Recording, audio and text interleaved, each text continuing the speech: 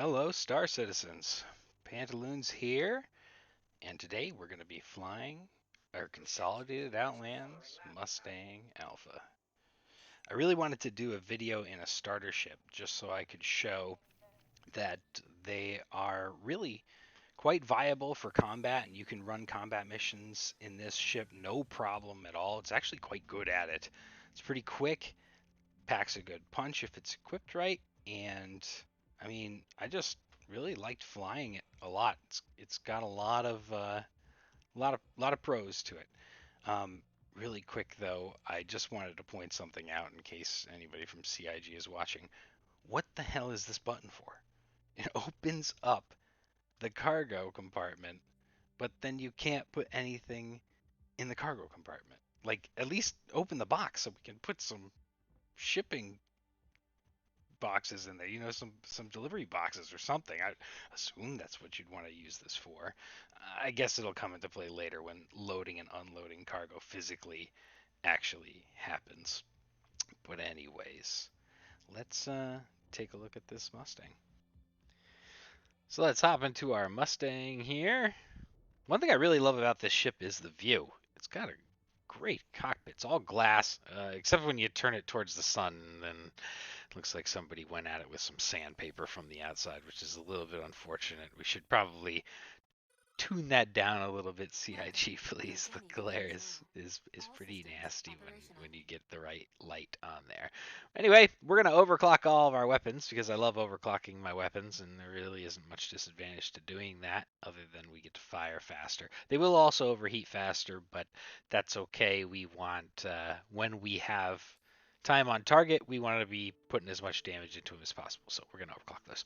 And we're going to be grabbing my favorite mission for earning credits in the PU for grinding AUEC, and that's going to be the unauthorized surveillance mission, paired with the call to arms, of course. Call to arms is basically free money. You should always pick up call to arms, and call to arms is where we're going to earn most of our money in this mission, actually. So we are going to head out to Security Point Kyria. These missions can occur at any of the communications array satellites or at Kyria if you are in the Crusader area. So I'm going to get on out there. Quickly talking about the loadout that we have going on here, I've got two size 2 neutron cannons on the nose. I've got two size 1 neutron cannons on the wings, and those are gimbaled. They're all gimbaled, really, because the nose turret on the Mustang is gimbaled. So we have a fully gimbaled loadout, two size 2s, two size 1s. It's going to give us quite a bit of damage, actually, with the neutron cannons. They just do a lot of DPS. And then the shields are going to be a couple of Mirages. That's just what I had laying around. Honestly, the meta setup for shields is going to be one Palisade, one Mirage. I'll link the screenshots of the DPS calculator for the optimal build when we're done with this mission, so you guys can see those. For the rest of the ship's all stock, though. It's really just upgraded weapons, upgraded shields.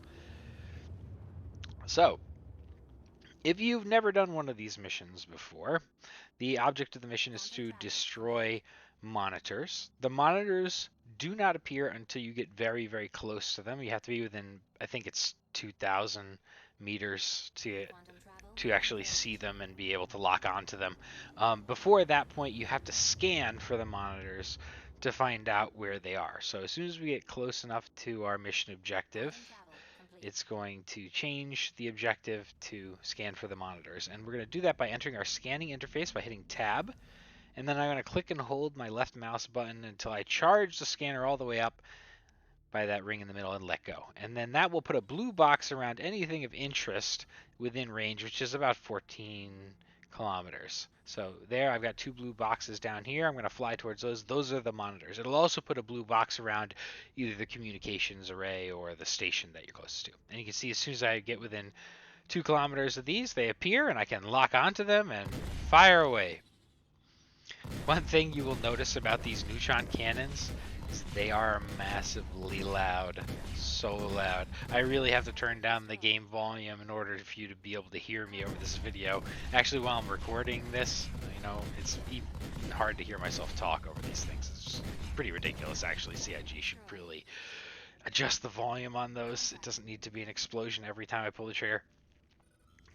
So, in this mission, we have to destroy all the monitors, and after we destroy the first monitor, it will start spawning NPC pirate ships.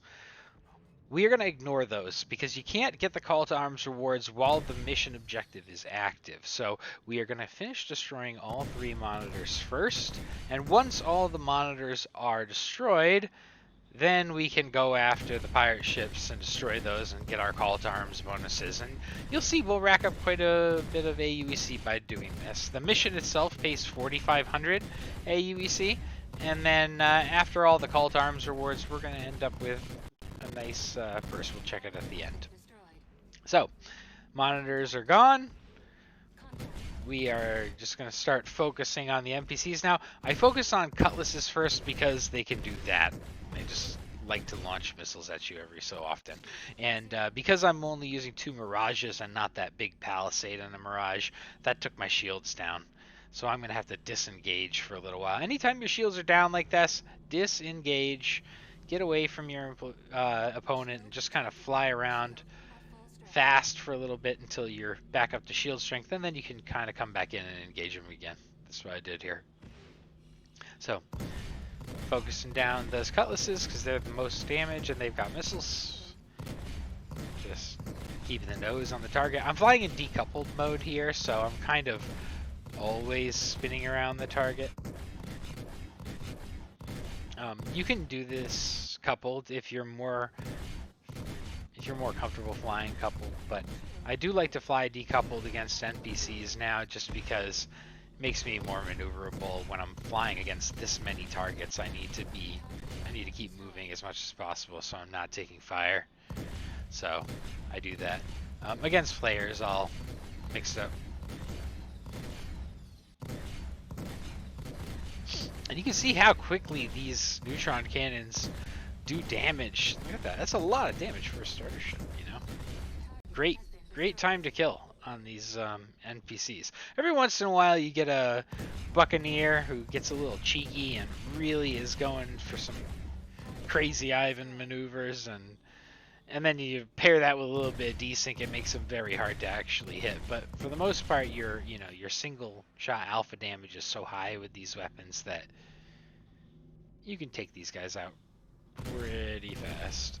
And notice here I've got my speed limiter set right at SCM speed. And I'm not doing anything completely fancy. You know, I'm flying in decoupled mode, but anybody can, do that with a little bit of practice. If you're not comfortable flying decoupled, I would say practice that for a little bit, because that makes a big difference. Like, I can set my speed limiter, leave it right at SCM speed, not do anything crazy fancy with my flight, and just be in decoupled mode, and these NPCs don't even hit you. You can see, because we're changing vectors all the time, and our velocity is remaining high, or at least relatively high. Right at SCM speed is high enough for an agile ship. And I'm flying this way just because I wanted to be able to show that you don't have to be an ace pilot to be able to complete these missions quickly and efficiently. You can do this at SCM speed and just decouple and do some basic flight maneuvers as long as you're staying on target.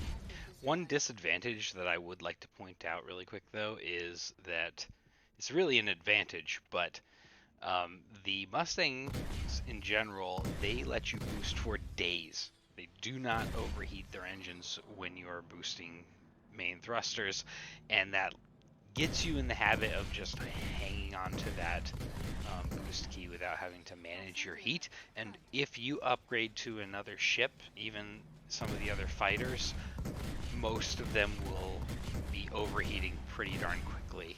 Like, if you hold that shift key and you have your throttle set all the way up, your speed limiter set to max, you're not going to reach max speed before those engines overheat. You might get it 3/4 of the way there or so.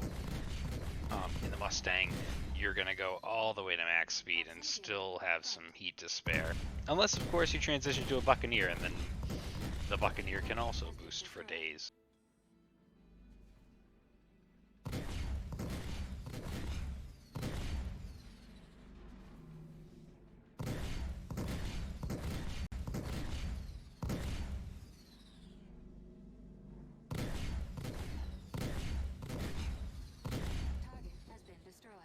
that's going to finish the mission up for us. So let's take a look and check, see what kind of money we made here.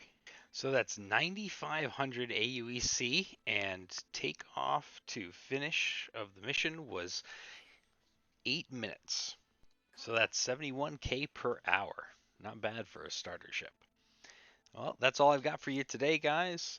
Thank you for all of your support, everybody who subscribed and everyone who watched my video. Honestly, I'm very surprised on how many views and how many subscribers I got after releasing just one video. So here's my second one. I hope you guys enjoyed this one too.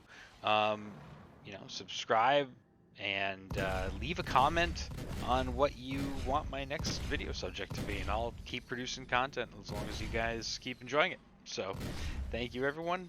Stay safe, and I'll see you in the verse.